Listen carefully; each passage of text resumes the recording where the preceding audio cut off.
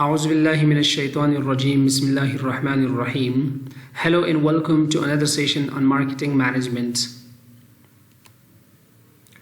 In this session, dear students, we are going to talk on what's packaging, types of packaging, objectives of packaging, what's labeling in objectives of labeling. दो موضوعات أساسية که ما شما در لکچر در موردش بحث میکنیم عبارت از packaging و labeling است که در مارکتینگ در 21st century اجازه که از بسیار زیاد رول داره. خب بیایم که در قدم اول ما شما پکیجینگ رو مطالعه کنیم که پکیجینگ عبارت از چیست و فانکشن پکیجینگ چیستن و مارکتینگ بنفیتس پکیجینگ با ادارات چی می باشن. Packaging refers to container or wrapper that holds a product or group of products. پکیجینگ عبارت از نمو پوش می باشه که دو یک پروداکت بند میشه او شاید یک قطی باشه یا شاید از پلاستیک جور باشه یا از کاغذ و کارتن جور باشه، میتونه که با مختلف اشکال و مختلف شکل ها باشه، لیکن اونمو پوش که است او را ما اشاره میکنیم که عبارت از پکیجینگ است. در سابق که از پکیجینگ هدفش تنها ای بود که یک تولید از یک جای به دیگر جای به صورت محفوظ برسانه یا انتقال بده، لیکن حالا در بزنس که از پکیجینگ خودش که از کامرشلی یا از لحاظ ادورتایزمنت و پروموشن یا از لحاظ بزنس که از دو فانکشن بسیار اساسی را انجام میده. اول protecting the product from the damage during shipping. شما میفهمین که فعلا در دنیا خو تمام بزنس که از گلوبلایز شده، مختلف کمپانی‌ها که از یک مملکت تولیدات و به دیگر ممالک انتقال میده یا با واسطه موتر یا مثال از طریق ریلوی یا از طریق سی که با اساس کشتی‌ها وارد میشه یا از طریق طیاره. خدا از تمامی طریقا که این مالها یا این تولیدات از یک مملک به مملک دیگر انتقال داده میشه، دیگر دی پروسه ممکن است که یک تولید دمیج شوه، خراب شوه. دیگر از خاطر که از کمپانی‌ها به خاطر حفاظت تولید که هستند، به خاطر سیفتی تولید که است یا پکیجینگ میکنن. و پکیجینگ ما شما باز لیتران میخوانیم که مختلف پکیجینگ میکنه با اساس جغرافیای مملکت، با اساس آب و هوای یک مملکت، با اساس اینکه او تولید آیا هوایی انتقال داده میشه، زمینی می باشه. دیگه نظر به تمام ریکوایرمنتس که از باز پکیجینگ میکنن. خب یکی از اهداف پکیجینگ که از اینمیز که protecting the product from the damage during the shipping and promoting the product to the ultimate consumer تاکه او تولید به ultimate consumer برسانه. شما ببینید تولید از امریکا به کابل وارد شده، لیکن پکیجینگ ایزو که بالکل سیف می باشه، تولید دو که سیف می باشه. Some common types of packaging including shipping, cartons. قبلا ما گفتم که شاید او shipping cartons باشه، containers باشه for industrial goods، bags باشه به شکل bag، boxes باشه، cans قطی‌ها باشه and other holders for consumer products. دیگه او بس دیپند میکنه سر سایز پروداکت، سر وزن پروداکت دیپند میکنه، سر تمام کیفیت و کاراکتریستیکس پروداکت دیپند میکنه که کدام پروداکت باید در کدام نوع پکیج او را باید بند کنه یا سیف کنه، چرا که دیپندبیلیتیز که زیاد بالای پروداکت می باشه. اگر پروداکت دور میره خب پکیجینگش به اون اساس قوی می باشه. اگر پروداکت مثال از طریق آب یا مثال در کشتی انتقال داده میشه، باید پکیجینگش به اون شکل باشه که امرای آب و نمی که مقاومت داشته باشه. Packaging is one of the great importance to both sellers and buyers of the product. اهمیت پکیجینگ که است او به بایر هم می باشه، به سیلرز هم می باشه. خب بیاین که ببینیم که به بایر و سیلر که است چی فایده داره. It can prevent spoiling, breakage, tampering or theft. میتونه که از این چیزا جلوگیری کنه که یک تولید خراب نشوه، بریکیج او میده نشوه، تمپرینگ در او کسی دست نزنه او را مثال چینج نکنه، تفت یا از دزدی و چیزا او را میتونه که اوایید کنه یا پریونت کنه. enhance convenience in use or storage.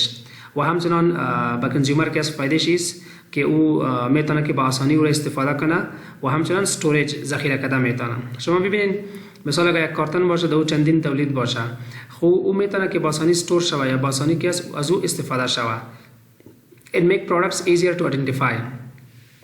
و یک کمک دیگه هم میکنه که پروداکت برای ما مشخص میکنه یا میتونیم که ما با آسانی یک پروداکت ایدنتیفای کنیم. دیگه این تمام خوبیای پکیجینگ می باشه، اهمیت پکیجینگ می باشه با سیلرز.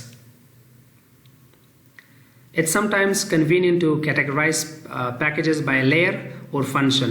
layer اونمو پوست کیس یا مثال چند پوست که داده باشه، دیگه لیر می باشه. اگر مثال یک پوش است خو یک لیر است، اگر دو است دو لیر است، اگر سه می باشه چقدر پوش که داده به یک پروداکت به اونمو اساس که است اونمو هر پوش که است او یک لیر می باشه. دیگه اون لیر که است رو ما انتخاب میکنیم با اساس فانکشن که د فانکشنز باز پرایمری فانکشنز می باشه و سکندری فانکشنز هم می باشه. دیگه بیایم که ما شما امو انواع پیکیجینگ که است او رو ما شما مطالعه کنیم. پرایمری پیکیجینگ امو پیکیجینگ ابتدایی is the material that first envelops the product and holds it.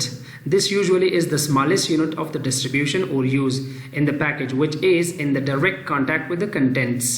خب primary packaging के ये बात as चीज़ फिक्र करें कि एक तौलीद 10 से पोश कवर शुदा पोश बालाश के as वो primary नहीं मतवाजे बाशन कि देंगे mistake न करें पोश दो में के as वो primary नहीं पोश आखिरी यानी अगर माँ از داخل प्रोडक्ट हिसाब करें از داخل प्रोडक्ट के अवल पोश के प्रोडक्ट पोशानिदा व अमरे प्रोडक्ट के as touches.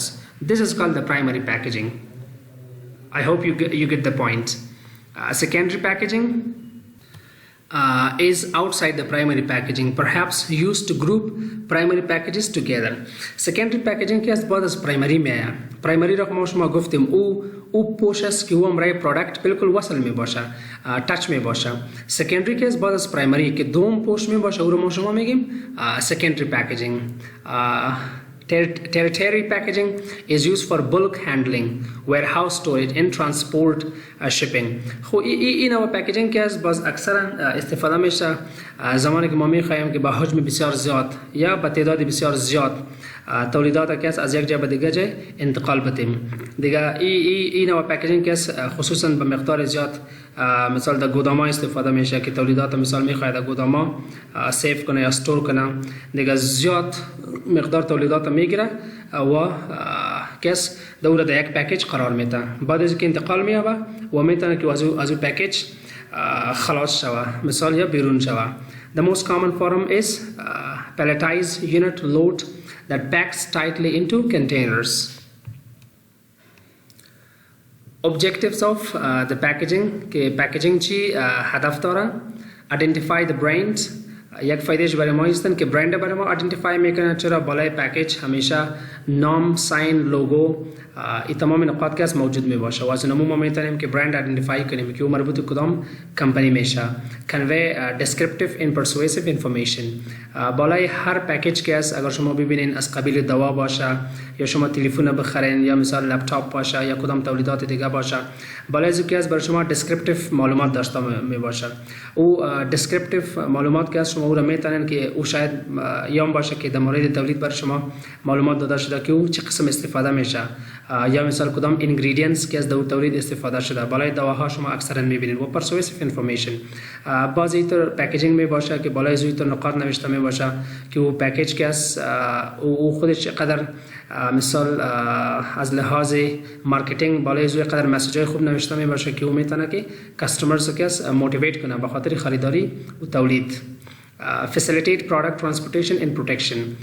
یکی از اهداف پکیجینگی هم می باشه که زمانی که پروداکت از یک جای به دیگه جای انتقال می‌یابه او باید سیف باشه، پروتکت باشه. Assist at home storage. اگر در خانه مثال ما می‌خوایم که یک تولید استور کنیم یعنی ذخیره کنیم میتونیم که او را در اونمو پکینگ خودش که است در اونمو او باشه و سیف باشه. 8 product consumption. خصوصا مثال در استفاده یک پروداکت هم میتونه که بعضی وقت پکیج هم رای ما کمک کنه. Now let's come to the labeling. What's labeling? Label چی می باشه؟ The label can be a simple attached tag or elaborately designed graphic that is part of the package. همیشه شما ببینید بالای تولیدات که است یک تگ موجود می باشه یا بالای ادرسز شما ببینید تگ موجود می باشه که بالای او تگ که است معلومات در مورد کمپانی، نام کمپانی یا سایز او پروداکت در مورد این معلومات موجود می باشه که اونمو تگ که است او عبارت از لیبلینگ می باشه که میتونه این تگ با که است بالای یک پکیج نصب شود. it might carry a great deal of information بالا ازش که است ما براتون قبلا گفتم که معلومات می باشه در مورد پروداکت یا شاید معلومات باشه یا در مورد نام کمپانی معلومات باشه در مورد برند معلومات داشته باشه or only be the brand name شاید که نام برند باشه even if the seller prefers a simple label the law may requires more خب objectives of labeling چی می باشه product identification شما از لیبلینگ میتونین که یک پروداکت کس آیدنتیفای کنین مثال شما لیبل ببینین از لیبل بر شما سایز معلوم میشه از لیبل بر شما که هستن پروداکت کوالیتی معلوم میشه از لیبل بر شما برند نیم معلوم میشه گریدینگ د پروداکت شما میتونین که پروداکت قبل ما براتون گفتم که سایز پروداکت که است او را شما معلوم کنین آیدنتیفایز د پرودیوسر کمپانی کی تولید کننده تا او پروداکت یا تولید است ایرا بر شما معلومات میتا آیدنتیفایز د پلیس ان تایم سر بعضی لیبلز که است مثال پلیس و تایم که است نوشته می باشه چی وقتی این تولید جور شده در کدام جای جور شده شما ببینید بالای باز تولیدات نوشته کده